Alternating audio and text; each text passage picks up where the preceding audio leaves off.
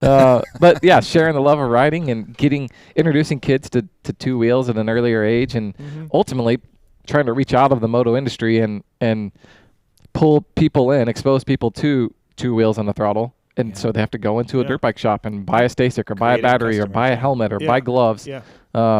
That's a really sort of gratifying and fulfilling thing that we're trying to do there, and right? These are, from what I know, again, if you give me Supercross's budget, whatever you give Supercross, if you gave it to the Pulp Show, I'll learn all about it. Yeah, you'll just be a kid guy. Right.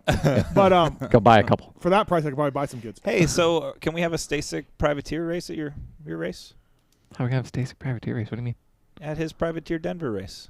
Like with kids or with real privateers? Like privateer 5-year-olds or what? Yeah, I don't know. I just thought of saw that. Okay. Anyways, all right, Paul. Just I'll be quiet.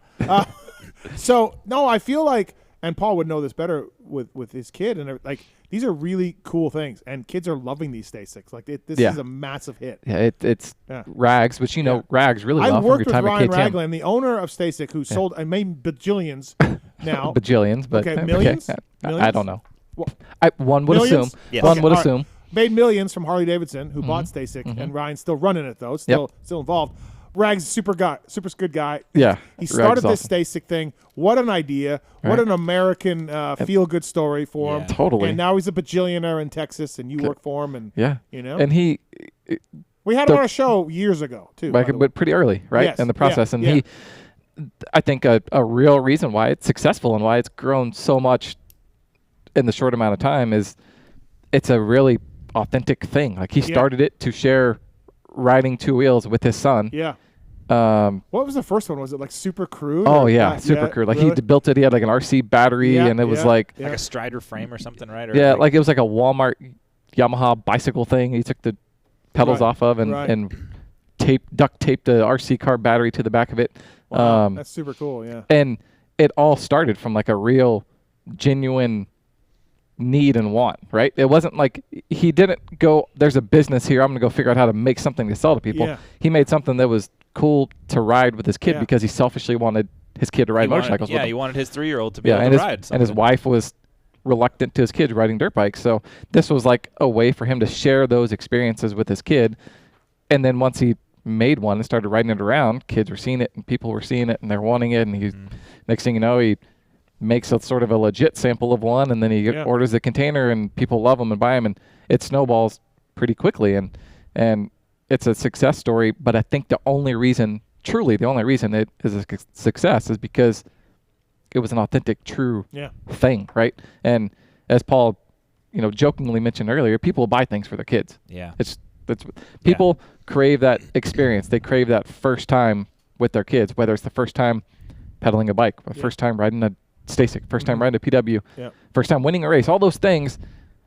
Parents want to experience those things with their kids, and STACYC is a tool, if you will, to fast track that and experience, have really good experiences with your kids out running or mountain biking, whatever you're doing. There's no way to know this, but you just have to think a STACYC has opened the door for a family to go buy a P-Dub or electric KTM, or you know what I mean? Like a little bike with wheels that the junior's good at. Let me, you know, and that's Ryan's bigger picture vision, right? Is to drive new people into motorcycle dealerships to buy a STACYC or buy a STACYC battery or get the flat fixed on their STACYC because it's some sort of family that doesn't ride dirt bikes and don't know how to fix a flat. And once they're in the dirt bike shop, hopefully they're getting them a new helmet or goggles or gloves, or little Johnny's sitting on the PW50 now and buys a dirt bike, and now that kid's riding dirt bikes and probably hooked like everybody in this room once they're in there and they're doing it. So that's sort of the bigger picture mission, I would say, is exposing new people to motorcycles. What a great job. I don't know why we couldn't invent that. We could have been millionaires like Rags. What's wrong with us? It literally is one of the single most important things to the health of our industry. Yeah. And he is creating customers out of nowhere, right? Because we were all introduced the same way, right? Our dad raced, or our dad was into motorcycles, or whatever it was. But now with the STACYC, I mean, it's not intimidating to mom even. It comes in a box. It has a drill motor, like a little battery. Mom can do it. Mom can do it. Mom can take it to the track. She can throw it in the back of her SUV. It's not. There's no oil. There's no. You know what I mean? It's not. It's very easy to get started, which That is the hard part of our industry. Is it's hard to get started. Motorcycles are expensive. Yeah. You know, all the things that you need to go ride your motorcycle is really expensive. So if you can start out on a $600 STACYC